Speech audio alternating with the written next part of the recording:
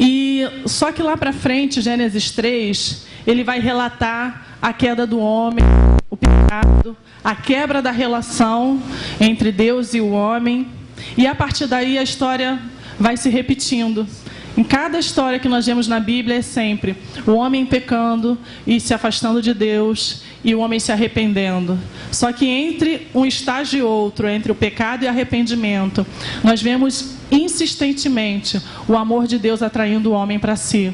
Porque por nós mesmos nós não temos sequer condição de nos arrependermos e de buscarmos a Deus. Então, nós vemos vários milagres, várias manifestações do poder de Deus, e que todos eles, eu acredito, que têm sempre a finalidade de atrair de volta para Deus, para o Deus Criador, o Deus que permitiu a Adão dar nome aos animais, Deus que compartilhou essa natureza dele, colocou em nós a sua imagem e semelhança, o Deus que ao cair da tarde vinha para conversar com Adão.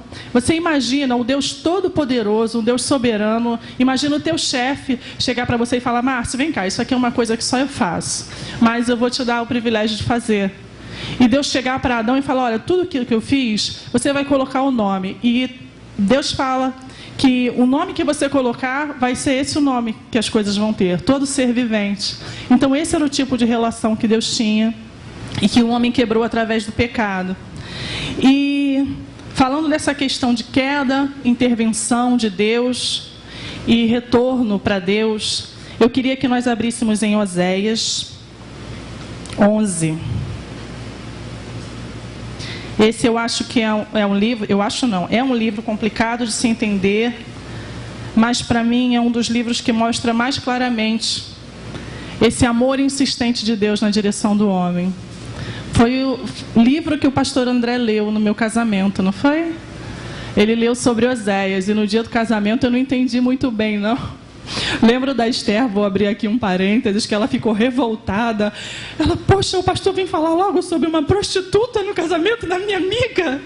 E eu lembro que na minha primeira briga com Pedro, eu lembrei das palavras do pastor André, que fala sobre esse amor insistente de Deus, que está sempre perdoando, sempre recomeçando, que ama tanto, que não joga na cara, que releva, não passa por cima, mas encobre por amor e começa de novo e está sempre começando de novo. E toda vez que surge uma crise, eu lembro da palavra dele no casamento.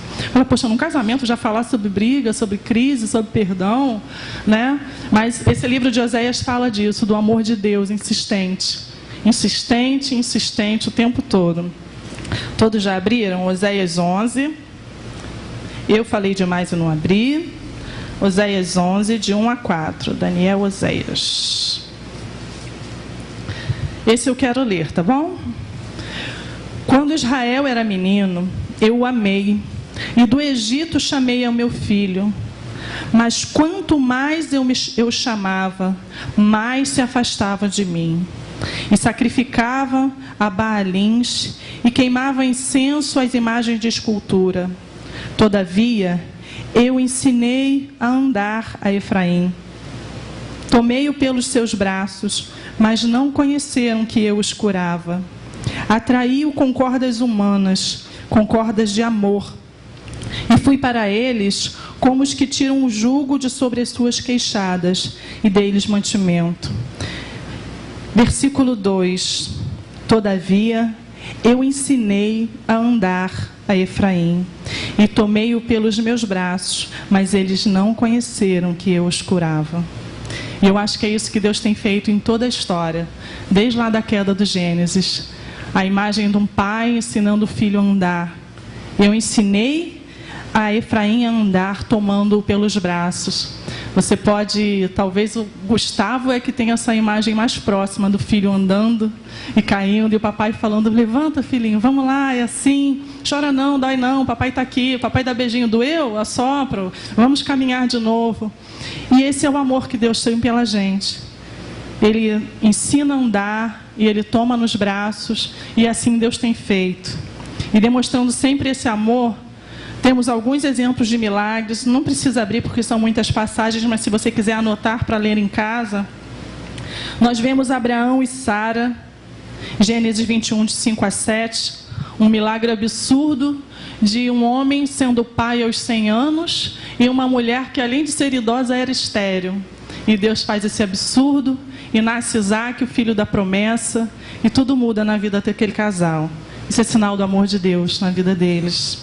Nós vemos a travessia do Mar Vermelho em Êxodo 14, que Deus abriu o mar para o povo dele atravessar.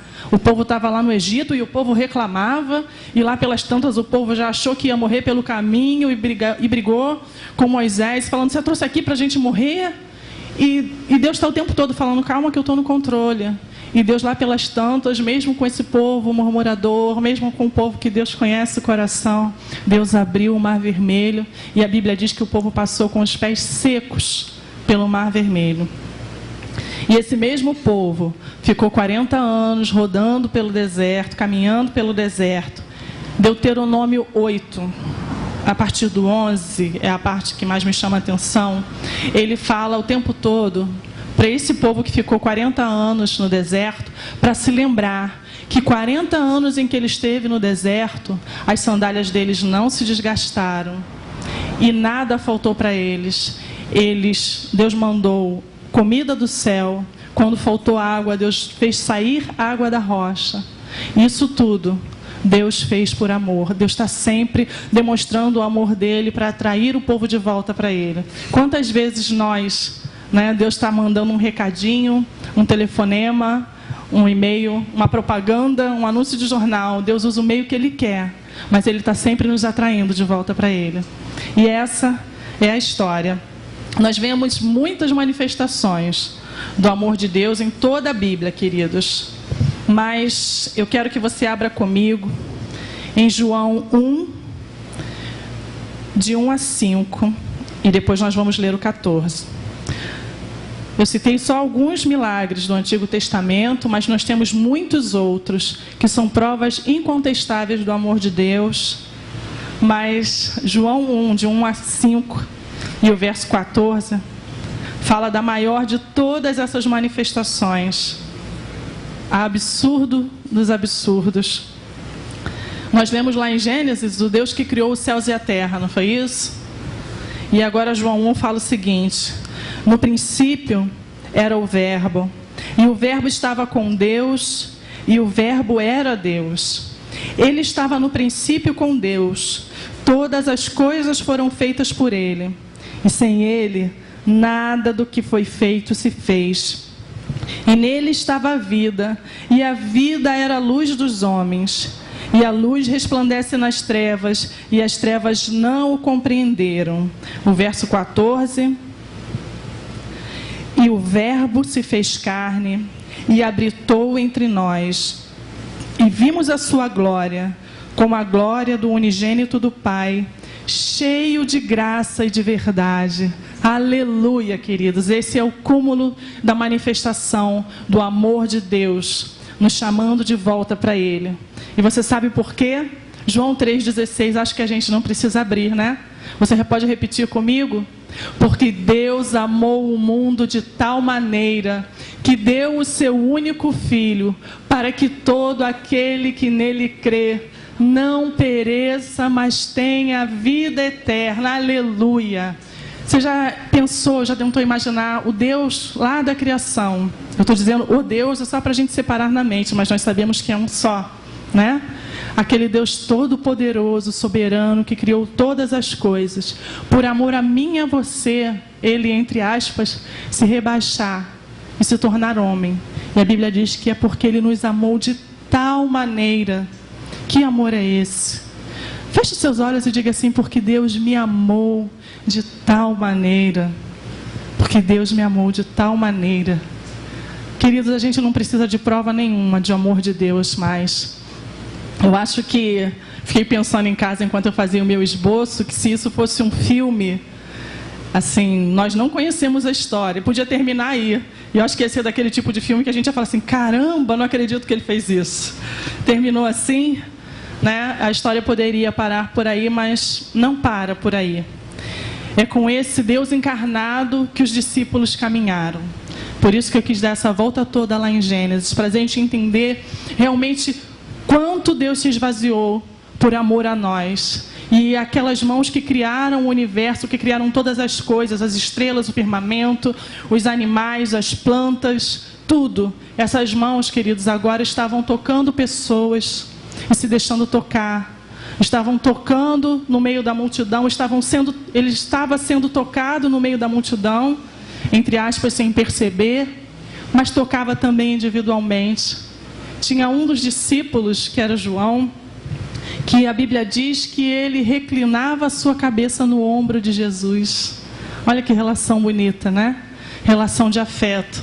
O Deus Todo-Poderoso, Criador, estava ali agora no meio das multidões. Aquela voz que nós lemos lá que disse: haja luz e houve luz, agora se assentava no monte para falar do reino de Deus, para falar das coisas do Pai.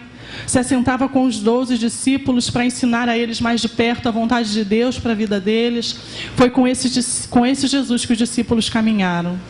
Com certeza, se fôssemos eu ou você, nós faríamos exigências. Eu, pelo menos, faria. Senhor, olha, eu vou, mas com algumas condições. Não quero perder algumas regalias. Só que a palavra diz que ele sequer tinha onde reclinar a cabeça. Ele viveu a maior parte dos seus dias aqui terrenos no anonimato. E sabemos bem a forma como ele morreu. João 13:1 fala que ele, tendo amado os seus, amou-os até o fim. Até o fim, queridos. Que amor é esse? Que amor é esse? Né? E, como eu disse, ele abriu mão. Ele era 100% Deus, mas era 100% homem. Ele não era um super-homem, ele era alguém como nós. Ele foi tentado em tudo como nós, mas sem pecado. Ele teve sede, ele teve fome. Festas. O primeiro milagre foi numa festa. Ele tinha amigos como Lázaro, Marta e Maria, que dá a impressão de que ele ia à casa deles para bater papo. Eram amigos com quem ele gostava de conversar, de estar junto. Mas ele também chorou quando esse amigo Lázaro morreu. Mesmo ele ressuscitando Lázaro depois. Ele, quando soube da morte de Lázaro, ele chorou. E ele se angustiou até a morte. Fala lá no Getsêmani. Mateus 26:36, ele chama os discípulos mais chegados. Na hora da angústia, até Jesus, queridos, recorreu aos amigos. Chamou eles para perto e falou com eles: fica aqui comigo e vigiai, porque minha alma está profundamente angustiada até a morte. Esse Deus Todo-Poderoso se humilhou a tal ponto de viver todos os sentimentos e limitações que nós vivemos. Foi com esse Jesus que os discípulos caminharam. E agora que nós conhecemos um pouco do Jesus com quem os discípulos caminharam, nós vamos falar um pouco sobre os discípulos. Vamos abrir em Lucas 6. Eu queria que uma pessoa abrisse em Lucas 6, de 12 a 13, e outra abrisse em Lucas 9, versículo 1. Pastor André, quando der 2h30 de pregação, você me avisa, que é para eu não exceder o tempo, tá? Lucas 6, de 12 a 13, e Lucas 9, 1. Quem achar e puder ler em alta voz, está falando sobre a escolha dos 12 discípulos. Lucas 6, versículo 12 e versículo 13. E depois, Lucas 9, versículo 1. Pode?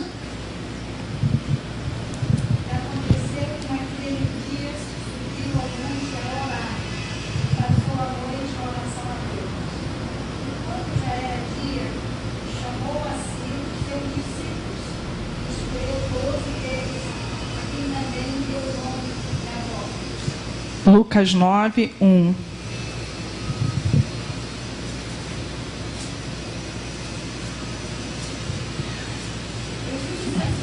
Perdão, só um minutinho, desculpa. 9, de 1 a 3, tá?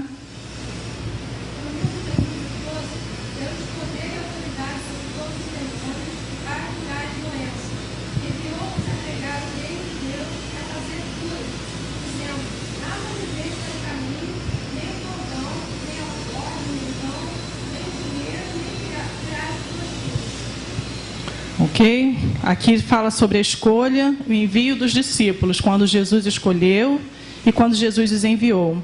E mais adiante, Lucas 10, de 1 a 4, fala que Jesus envia mais 72? Lucas 10, de 1 a 4, mais 70. Posso ler? Porque se a gente depois vai dar um salto, depois a gente vai ler de 1 a 4 e depois do 17 ao 20, tá? E depois disso, designou o Senhor ainda outros 70 e mandou-os adiante de sua face, de 2 em 2, a todas as cidades e lugares aonde ele havia de ir. E dizia-lhes: grande é em verdade a seara, mas os obreiros são poucos. Rogai, pois, ao Senhor da seara, que envie obreiros para a sua obra. Ide, eis que vos mando como cordeiros ao meio de lobos. Vamos parar no 3, porque o resto a gente já leu lá na outra passagem. Agora 10, de 17 a 20. E voltaram, depois que Jesus enviou, fala do retorno desses 70. E voltaram os 70 com alegria, dizendo: Senhor, pelo teu nome até os demônios se nos sujeitam. E Jesus disse-lhes: eu via Satanás caindo como raio do céu. Eis que vos dou poder para pisar serpentes e escorpiões e toda a força do inimigo, e nada vos fará dano algum. Mas não vos alegreis, porque se vos sujeitam os espíritos, alegrai-vos antes por estar o vosso nome escrito nos céus. Amém? Verso 23 e 24 diz assim também: e voltando-se para os discípulos, disse-lhes em particular: felizes os olhos que veem o que vós vedes, pois vos digo que muitos profetas e reis desejaram ver o que vós vedes e não o viram, e ouvir o que ouvides e não ouviram. Queridos, a palavra do Senhor, essa palavra se estende para mim e para você. Fala que Jesus escolheu esses 12, depois enviou mais 70, e depois desses 70 foi enviando mais um monte, nós estamos inclusos nesse monte. Amém? A palavra do Senhor é sempre: vem e segue-me. A palavra do Senhor diz que aquele que quiser guardar, ganhar a sua vida, perderá, mas aquele que perder por amor do Senhor, a achará. Vamos ler Marcos 1, 14 e 20. A gente está tendo um bombardeio de versículos, mas é para a gente pegar o contexto. Eu não queria só falar, queria provar para vocês que está na Bíblia que eu não estou mentindo. Mas a gente já vai parar e eu já vou entrar no âmago da questão. Marcos 1, de 14 a 20. E outra pessoa, por favor, abre Marcos 2, de 13 a 14. Marcos 1, de 14 a 20. Ixi, esse é longo. Eu acho que eu vou ler o de 14 a 20 porque ele é longo, pode ficar um pouquinho baixo. Alguém leia Marcos 2, de 13 a 14, por favor. Posso ler? Marcos 1, de 14 a 20. Amém? Depois que João foi entregue à prisão, veio Jesus para Galiléia pregando o evangelho do reino de Deus e dizendo: o tempo está cumprido e o reino de Deus está próximo. Arrependei-vos e crede no evangelho. E andando junto ao mar da Galiléia, viu Simão e André, seu irmão, que lançavam a rede ao mar, pois eram pescadores. E Jesus disse-lhes: vinde após mim, e eu farei que sejais pescadores de homens. E imediatamente, deixando as suas redes, o seguiram. E passando dali um pouco mais adiante, viu Tiago, filho de Zebedeu, e João, seu irmão, que estavam no barco consertando as redes, e logo os chamou. E eles, deixando seu pai no barco com os empregados, imediatamente foram após ele. Alguém leia, por favor, Marcos 2, de 13 a 14.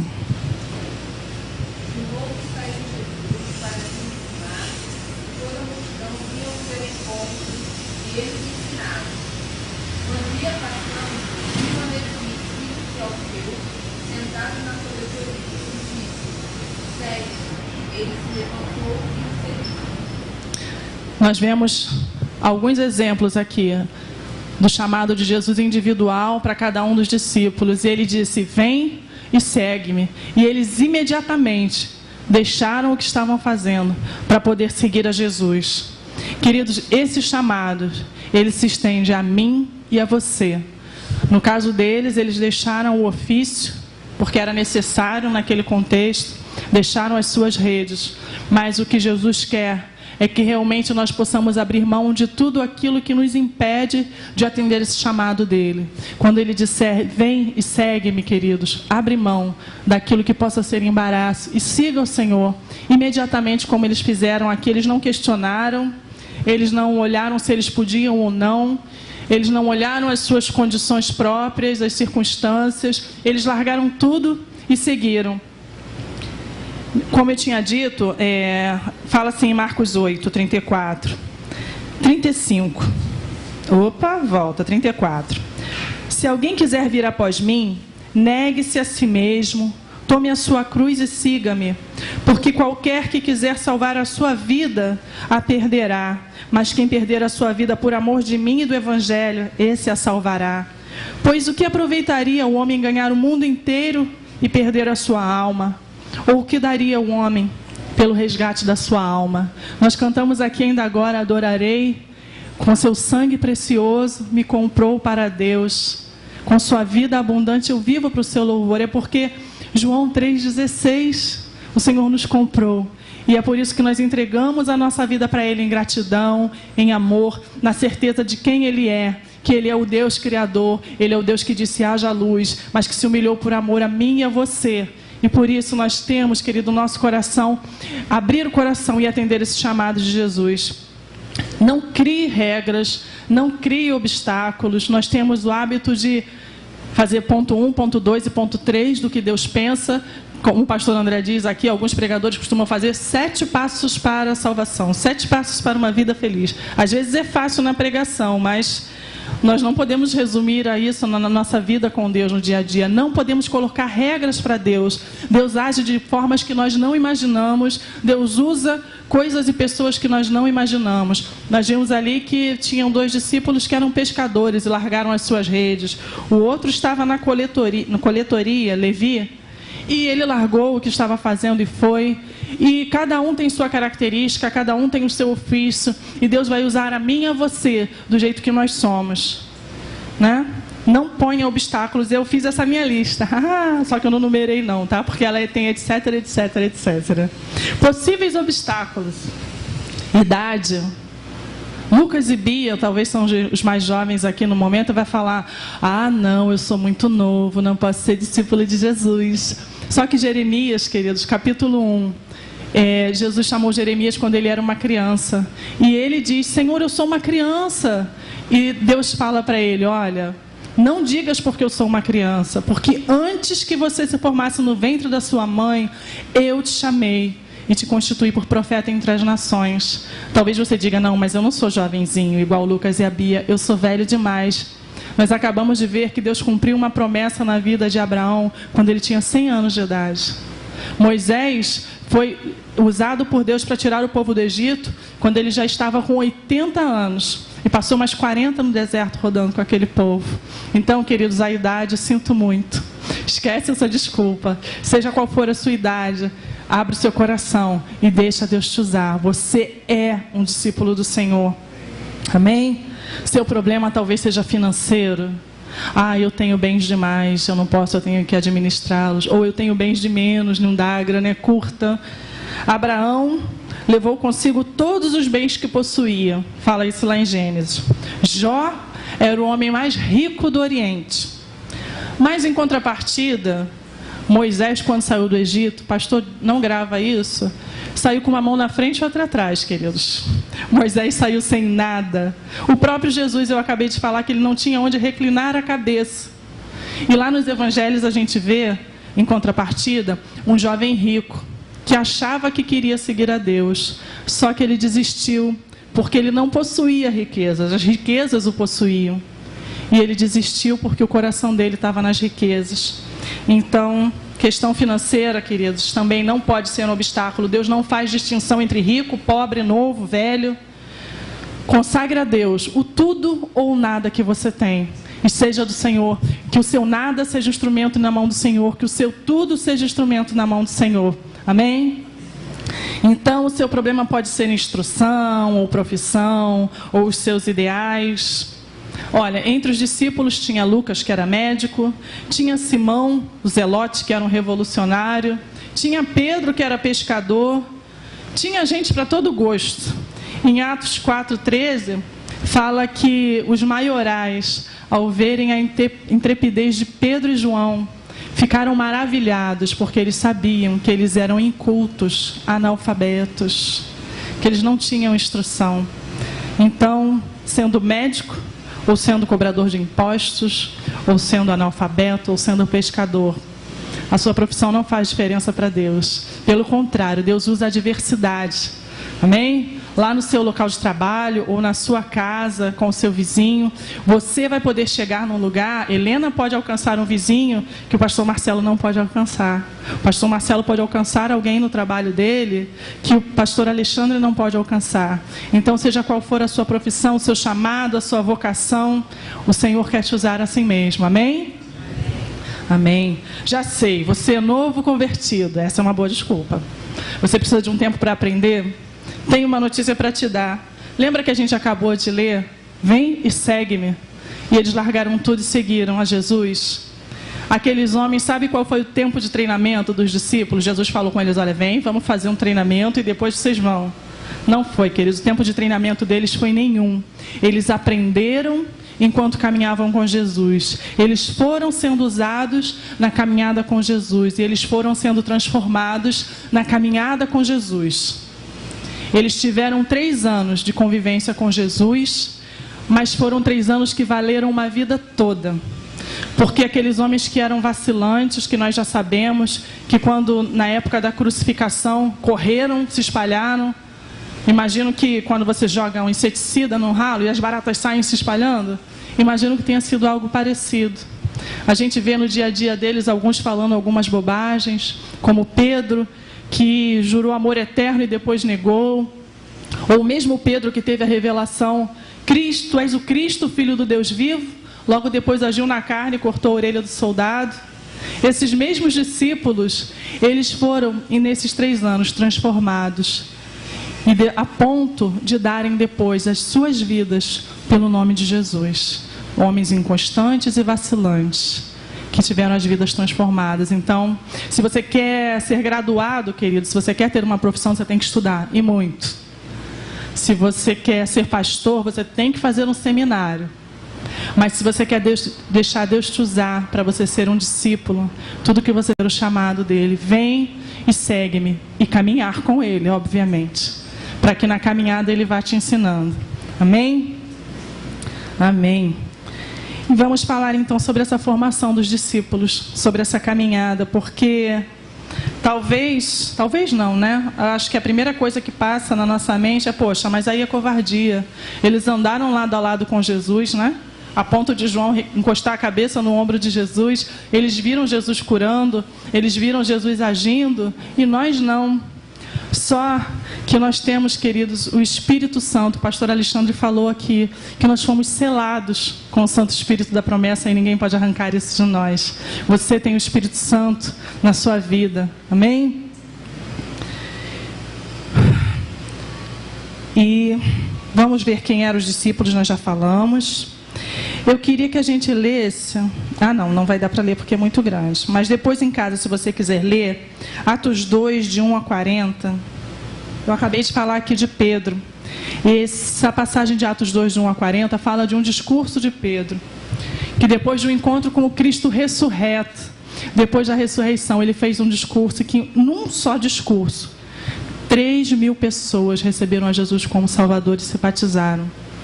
E é isso que Deus pode fazer na minha vida e na sua vida. Um homem que era vacilante, mas que, apesar de todas as suas falhas, de limitações e inconstâncias, não diz que ele deixou de ser tudo isso, mas diz uma coisa, que a fé dele se tornou algo inabalável. E sabemos que os discípulos todos, com exceção de João, tiveram mortes trágicas, morreram realmente pela causa do Evangelho. Então, queridos, Atos 2, vale a pena você ler em casa. A partir do versículo 1 ao 40, fala que esse Pedro, Deus usou para que ele levasse a palavra e cerca de 3.000 pessoas fossem batizadas. Então, viu, queridos, é possível. Se Deus fez com eles, Ele pode fazer conosco. Amém? Então, eu queria que a gente lesse João 20, de 24 a 29. Fala sobre Tomé.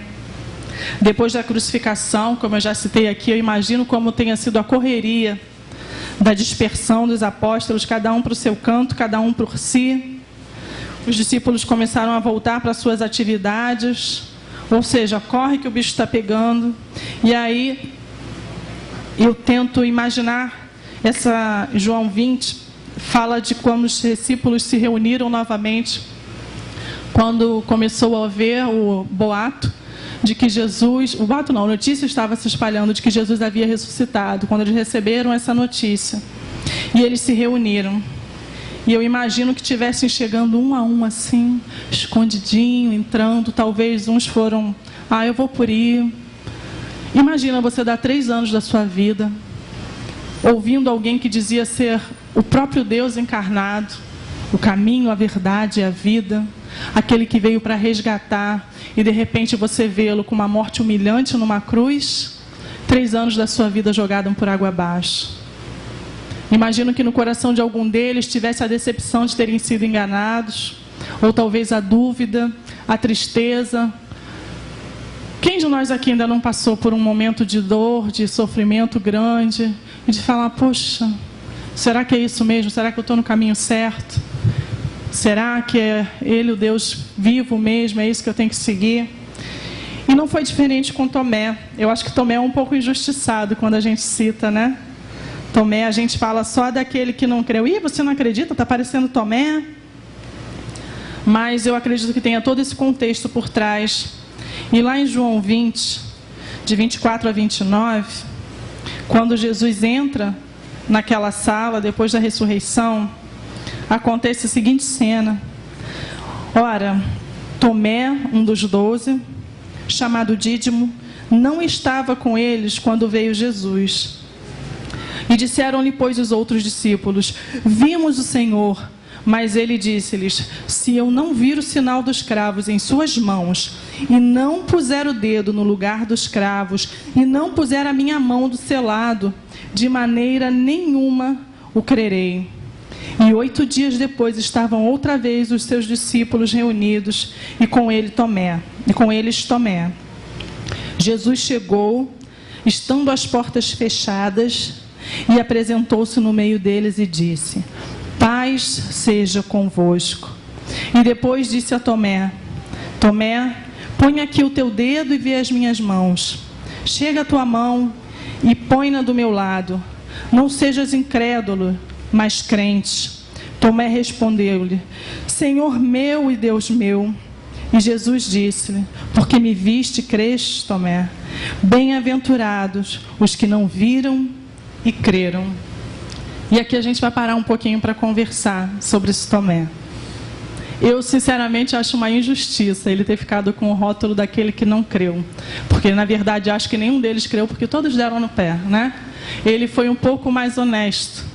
E eu imagino, eu sou um pouco emotiva, e eu me imagino no lugar de Tomé, e a leitura que eu faço desse texto não é de um Tomé botando Deus contra a parede, como às vezes a gente vê em muita pregação falando, querido, se Deus não fizer, rasga a sua Bíblia, põe Deus contra a parede.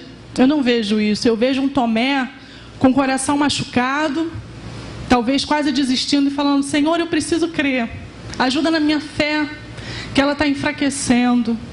Eu não vou acreditar, eu não vou me deixar enganar de novo, eu só vou crer se eu conseguir colocar a mão ali. Porque eu estou ferido, eu estou magoado. Sabe o que Jesus fez? Depois de tudo, Jesus falou, Tomé, porque você viu, você creu. Mas antes disso, Jesus deu a Tomé o que ele precisava. Jesus deu a Tomé a mão estendida que Tomé precisava para ter a sua fé reacesa, para ter aceso dentro do coração dele aquela chama, a certeza de que Jesus é o caminho, a verdade e a vida, de que Jesus morreu naquela cruz, mas que ele ressuscitou mesmo, que ele é o Cristo, Filho do Deus vivo. Então, queridos, que a gente seja como Tomé, não pela incredulidade que ele ganhou o rótulo, mas pela sinceridade de coração. Quando alguma coisa estiver errado na sua relação com Deus, abre o seu coração e fala: Senhor, eu estou precisando crer. Eu preciso que o Senhor acenda a minha fé, eu preciso que o Senhor me ajude a crer. E eu tenho certeza que o Senhor vai estender a mão para você tocar. Porque o Senhor, Ele faz, querido, como nós vimos aqui no início, Ele falou com Sara, Ele abriu o mar vermelho. Isso tudo não foi simplesmente por capricho, porque, poxa, Abraão é o cara, eu vou dar um filho para ele. Ou o meu povo está no Egito, eles são demais, eu vou abrir o mar vermelho para ele. Mas não, foi por amor, para trazer o povo dele de volta para ele. Como nós lemos lá em Oséias, o pai ensinando o filho a andar e a caminhar. Tomé aqui estava caindo, né? Aprendendo a andar e caindo. E Jesus com amor, com seus braços de amor o sustentando. Está doendo, querido? Fala: Senhor, me ajuda a crer, restaura a minha fé. O Espírito Santo, queridos, como o pastor Alexandre bem disse, ele não pode sair de nós, mas a palavra diz que ele se entristece, que nós podemos apagar esse Espírito dentro de nós. Quando você sentir que essa chama está se apagando, pede socorro. Senhor, eu preciso crer, eu preciso que o Senhor me ajude.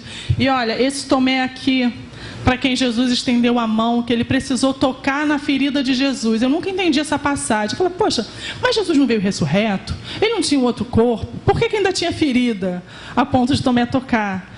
E essa semana eu lendo isso, o meu coração se ardeu, sabe? Queimou.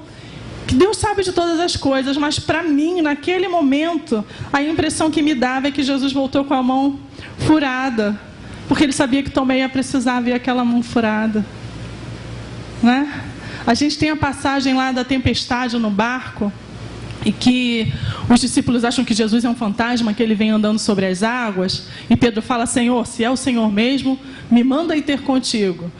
Eu falaria: Pedro, fala sério, eu não preciso te provar nada. Mas Jesus não fez isso. Jesus falou: vem, Pedro. E Pedro foi andando, e a gente sabe que lá pelas tantas ele começou a afundar. E aí ele gritou: Senhor, socorre-me. Jesus não falou para ele: bem feito. Não, Jesus socorreu, estendeu a mão e socorreu. Tanto Tomé quanto Pedro depois foram exortados em amor pelo Senhor e disseram: olha, Jesus falou homens de pouca fé para Pedro, e para Tomé Jesus falou: Tomé, porque você viu, você creu. E Jesus sabia que mais adiante eles precisariam daquilo, para que a fé deles não esmorecesse. Jesus sabia a perseguição que viria pela frente. Jesus sabia quem ele tinha escolhido, que eles estavam encarregados de levar a missão, a palavra do reino de Deus, para que chegasse até nós hoje. Então, eu repito, sendo bem repetitiva, quando o bicho pegar, irmão, quando você sentir que a chama está se apagando, pede ao Senhor o que você precisa, mas não colocando ele contra a parede. Se for preciso, chore aos pés do Senhor e fala: Senhor, está doendo, Senhor, eu não estou crendo, Senhor, me ajuda. E o Senhor faz isso conosco. Foi com esse Jesus que os discípulos caminharam. Esse mesmo Tomé, depois ele deu a sua vida, porque ninguém mais conseguiu calar Tomé, que ele continuava falando. Ele, uma vez, Jesus estava falando sobre: na casa de meu pai muitas moradas. Acho que foi Tomé que disse. Ele fala: Senhor, se nós não sabemos nem onde é, como é que nós vamos saber o caminho? E depois Tomé não parou mais de falar dessa morada celestial que viria, dessa vida eterna que Deus tinha para oferecer. Sabe o que é isso, queridos? É o poder de encontro com o Cristo que ressuscitou, com o Cristo ressurreto, que transformou a vida de Tomé, a vida de Pedro, e pode e transforma a nossa vida a cada dia. O Espírito Santo de Deus habita em nós. Amém? Jeremias 29, 13. Não precisa abrir, porque ele também é bem conhecido, mas se você quiser abrir, ou se você quiser anotar: buscar-me-eis e me achareis, quando me buscardes de todo o vosso coração. A gente pode repetir isso? Buscar-me-eis e me achareis, quando me buscardes de todo o coração. Amém? Pode ser que muitas vezes com a resposta venha a exortação, como veio para Tomé e como veio para Pedro. Mas a exortação do Senhor é sempre por amor. Não é uma bronca descabida, sem propósito. É exortação para crescimento. Que fala, Tomé, tá vendo? Você não precisava ver para crer. É para amadurecimento, para nós crescermos, para nós sabermos a quem nós temos servido. Nós não precisamos e não podemos andar pelo que nós vemos. Nós temos que andar por aquilo que cremos, pelo Jesus com quem nós temos caminhado. Crer de verdade que Ele é o caminho, a verdade e a vida. Amém? Qual o segredo desses discípulos? A caminhada com Jesus. Eu vou repetir e repetir e repetir para a gente não esquecer mais disso. E como é que nós podemos caminhar com Jesus? Paulo, abre, por favor, Mateus 28, de 19 a 20.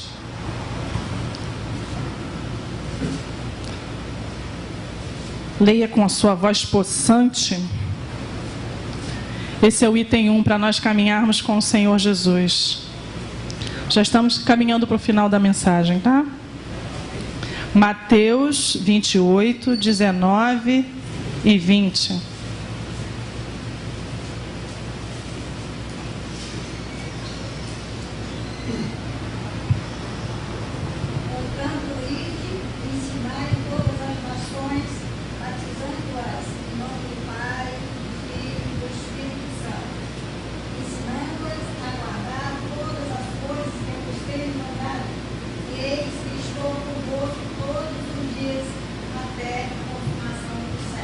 Amém, amém.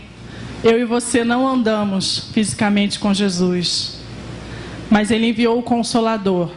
E aqui Mateus 20, versículo 20, fala: eis que eu estou convosco todos os dias, até a consumação dos séculos. Amém? Isso não depende do que você sente, do que você acredita. Ele diz, Ele cumpre. Ele está conosco todos os dias até a consumação dos séculos. Amém? O ponto 1 da caminhada com Jesus. O Espírito Santo de Deus habita em nós. Ponto 2. Você não pode ouvir Jesus falando como os discípulos ouviam, sentados na beira de um monte. Mas a Bíblia, queridos, é Deus falando. O Salmo 1 fala que bem-aventurado é aquele que medita na lei do Senhor de dia e de noite. Então, você quer ouvir Deus? Passo 1. A Bíblia é Deus falando. Isso aqui, ó. Jesus do seu lado, de braço dado. Quando você precisar, pode reclinar a cabeça no ombro dele. Ele falando. Ele falando. Se a gente tiver alguém para ajudar a entender algumas histórias complicadas, melhor. Mas se não tiver, Deus fala do mesmo jeito. Quando o pastor André convidou, na hora eu fiquei meio assim, tremi na base, mas eu falei, quer saber? Eu vou. Porque não depende de mim, é a palavra do Senhor que está sendo aberta. Eu acredito muito, queridos, muito mesmo, que se eu chegasse aqui apenas e lesse alguns versículos, não precisaria de falar, de explicar. Eu acredito demais que essa palavra é a palavra de Deus, é Deus falando. Eu li, há um tempo atrás, um livro chamado O Homem do Céu. Eu não lembro o nome do autor, até porque ele era chinês e eu sou péssima para gravar nomes de autores. É um testemunho de um chinês que foi perseguido na China comunista. E é engraçado que ele era analfabeto quando ele se converteu. Ele era um adolescente, um jovem.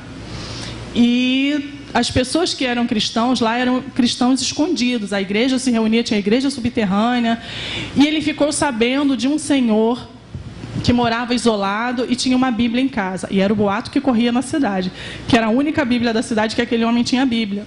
Mas como havia perseguição, ele não revelava aquilo para ninguém. Se alguém perguntasse se você tem, ele desconversava, ele não dizia não, mas ele desconversava e saía pela tangente. Só que o Espírito de Deus começou a incomodar aquele rapaz, que não sabia nada de Deus, que a família era toda comunista. E ele um dia foi à casa daquele e falou com ele, você tem uma Bíblia? E aquele senhor, tocado pelo Espírito Santo, falou, eu tenho. Você quer aprender? Ele, eu quero. E aí ele falou, olha, só que você vai ter que ler para mim, porque eu não sei ler. Mas você lê até eu decorar, porque eu quero saber tudo, porque essa é a única. O dia que ela não existe mais, eu quero tê-la aqui. E assim fez, ele ia lá todo dia e o homem lia, e o homem lia, e o homem lia. Eles ainda estavam no início do Evangelho de Mateus, quando aquele senhor foi preso. Ele foi preso e foi morto. E a Bíblia ficou com ele. Antes dele morrer, ele avisou para o rapaz onde ele guardava a Bíblia, e se alguma coisa acontecesse, para o rapaz ficar com a Bíblia. E ele ficou, mas ele não sabia ler. E aí o que aconteceu? Ele falou que quando aquele homem foi morto, acendeu uma fé tão absurda no coração dele, que ele viu o que nós vemos com os discípulos, né? De um amor que deu a vida por uma causa. E aí o que ele fez? Ele só tinha os primeiros capítulos de Mateus na cabeça. Ele saía pelas aldeias, ficava no lugar mais alto. Gênesis 1, era o único que ele sabia falar correndo. Mateus 1. Alguém lembra o que é Mateus 1? A genealogia, queridos. Fulano gerou Cicrano, que gerou Beltrano, que gerou Beltrano. Aí ele falava, e correndo para não ser preso. Aí quando acabava de falar, ele corria. E depois, queridos, as pessoas começaram a se converter. As pessoas se converteram com ele lendo a genealogia de Jesus. Sabe o que é isso? É o poder da palavra de Deus. É o poder. Eu acredito, queridos. Tem gente que pode ler e falar, essa é a história desse cara, mas não é não. Eu creio muito no poder dessa palavra. Então, você quer ouvir Deus falando? Salmo 1 para você. Medita na palavra do Senhor, de dia e de noite. Leia a palavra do Senhor para estudar, para investigar, para saber, por exemplo, a genealogia. Fulano, Jesus é da descendência de fulano. Quem era fulano? Estuda. Mas lê também para meditar. Esquece o estudo um dia. Pega um versículo, que seja, e deixa Deus falar ao seu coração. Deixa aquele versículo entrar no seu coração. Fica com aquele versículo um dia, uma semana. Salmo 23, olha que lindo. Certamente que a bondade e a misericórdia me seguirão todos os dias, todos os dias, todos os dias. E aí você fica com o versículo que Deus colocar no seu coração e medita, não fala nada, não tenta entender, ouve a Deus, vê o que Deus vai falar no seu coração. Amém? Além de você ouvir a Deus, faz parte da caminhada você falar com Deus. A oração é o terceiro ponto para essa caminhada. Falamos já que você tem o Espírito Santo em você. Falamos da Bíblia, que é Deus falando, e a oração. A oração é você falar com Deus, mas é você também ouvir Deus, porque senão é um monólogo, né? Fala, coloca as suas questões diante do Senhor. Se tiver que pedir, pede. Não tenta fazer uma receita da oração, mas abre o seu coração, adora o Senhor, louve o Senhor. Pergunta, põe as suas questões, mas para também para ouvir Deus falar com você. Amém? Um outro ponto, jejum. Até o próprio Jesus, querido, jejuava. Esse, eu confesso para vocês, como já falei aqui algumas vezes, é uma coisa que eu não entendo. Por que que eu me abster de um alimento físico vai afetar beneficamente a minha vida espiritual? Quer que eu explique? Pergunta para o pastor Marcelo, pastor André, pastor Alexandre. Mas uma coisa eu sei, que eu faço porque eu entendo o que a Bíblia diz para eu fazer, porque eu confio naquele que diz para eu fazer. E eu tenho experimentado que toda vez que assim eu faço, com o coração em Deus, eu sinto Deus agir mais intensamente na minha vida. É uma coisa que para mim não fecha, 2 e 2 são 4, mas que vivendo, experimentando, eu creio, não tenho como duvidar que isso vem de Deus. Então, algumas coisas que podem te ajudar a caminhar com Jesus: saber que o Espírito Santo de Deus habita em você, a Bíblia, que é Deus falando com você, a oração, o jejum. Resumindo, querido, isso são disciplinas espirituais. É um manual para você caminhar com Jesus. Disciplina, igual disciplina de colégio, uma matéria, algo que te ensina algo, que te faz ser disciplinado. Disciplinas espirituais. Que você seja disciplinado espiritualmente. A gente já leu aqui, mas eu queria que lêssemos de novo, Mateus 16, de 15 a 20. Esse é o penúltimo que nós estamos lendo. Mateus 16, de 15 a 20. Eu e você somos enviados. E essa palavra é para mim E para você? Mateus 16, eu acho que não tem errado.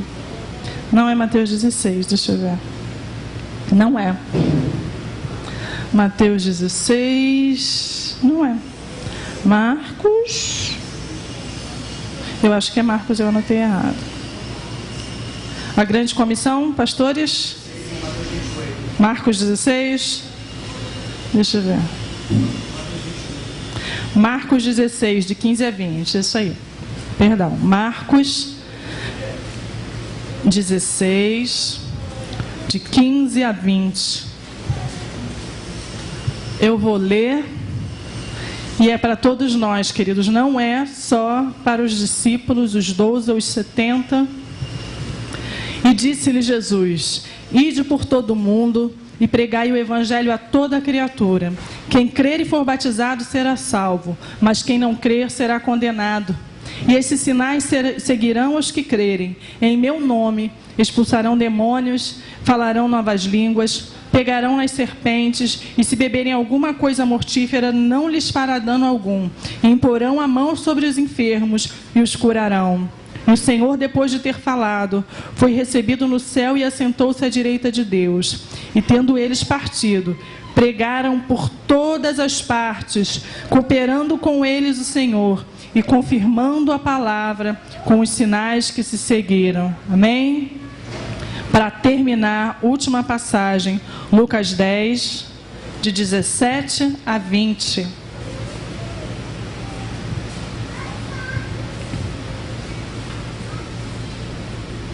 Lucas 10, de 17 a 20. Eu vou ler também, tá? Amém? E voltaram, aqui fala, depois que Jesus enviou aqueles 70, que eu falei lá no início, que ele escolheu outros 70 e os enviou com essa mesma missão de anunciar o reino de Deus e expulsar os demônios, como nós acabamos de ler. Aqui fala do regresso desses 70. E ele fala assim, versos 17 a 20. E voltaram os 70 com alegria, dizendo: Senhor, pelo teu nome até os demônios se nos sujeitam. E ele disse: eu via Satanás como raio cair do céu. Eis que vos dou poder para pisar serpentes e escorpiões e toda a força do inimigo, e nada vos fará dano algum.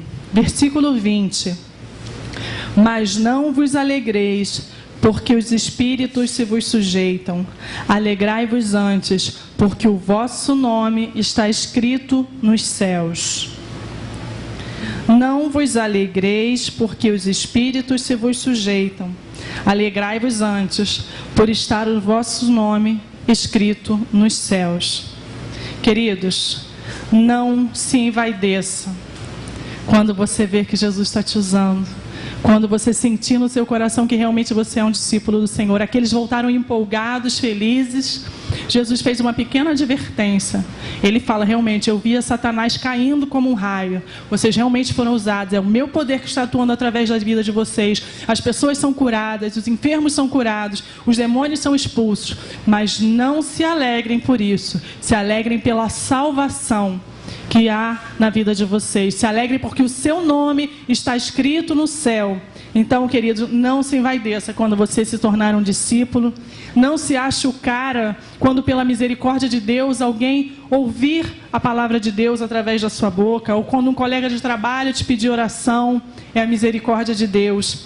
Alegre-se pelo motivo certo. Alegre-se por João 3,16. Vamos repetir? Porque Deus amou o mundo de tal maneira, porque deu seu único Filho, para que todo aquele que nele crê não pereça, mas tenha a vida eterna. Alegre-se porque Deus te amou de tal maneira. Alegre-se, atenda ao chamado de ser um discípulo, porque Deus te amou de tal maneira. Tenha amor pelos perdidos e vá pregar o Evangelho, porque Deus te amou de tal maneira que se encarnou, que deu Jesus, o único Filho, para que nós tenhamos a vida eterna. Amém? Receba a Jesus como seu Salvador, se você aqui ainda não recebeu, porque Ele te amou de tal maneira. Seja um discípulo, ame as pessoas e viva, porque Deus Deus amou o mundo de tal maneira que deu o seu único Filho para que nós tenhamos a vida eterna. Amém? Senhor, eu quero te louvar, Deus,